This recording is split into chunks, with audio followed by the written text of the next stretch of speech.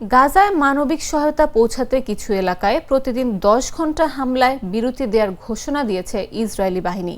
কিন্তু এই ঘোষণার পরেও ইসরায়েলের আগ্রাসনে গাজা জুড়ে কমপক্ষে 63 জন নিহত হয়েছে।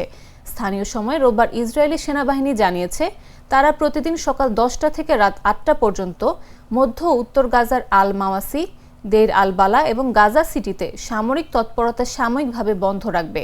তারা সকাল 6টা থেকে রাত 11টার মধ্যে খাদ্য ও চিকিৎসা কনভয়ের জন্য নির্ধারিত সাহায্য করিডোর খোলা রাখার প্রতিশ্রুতিও দিয়েছে। কিন্তু মানবিক বিরতির প্রথম দিনের কয়েক ঘন্টা পরেই ইসরায়েলি বিমান হামলা আবার শুরু হয়। দেইর আল বালা থেকে আল জাজিরার হিন্দ খোদারি জানিয়েছেন গাজা সিটিতে বিমান হামলা চালানো হয়েছে এবং এটি এমন একটি এলাকা যাকে নিরাপদ এলাকা হিসেবে মনোনীত করা হয়েছিল এবং সেখানে ইসরায়েলি বাহিনী তাদের সামরিক অভিযান বন্ধ করতে চলেছে।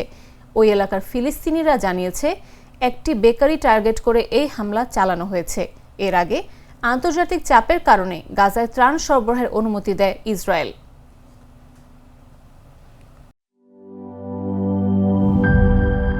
বান্ডেল থাকলে প্রতি সেনমানিতে টাকা বাঁচবে। বিকাশ সেনমানি বান্ডেল কিনে জিতুন প্রতি লেনদেনে।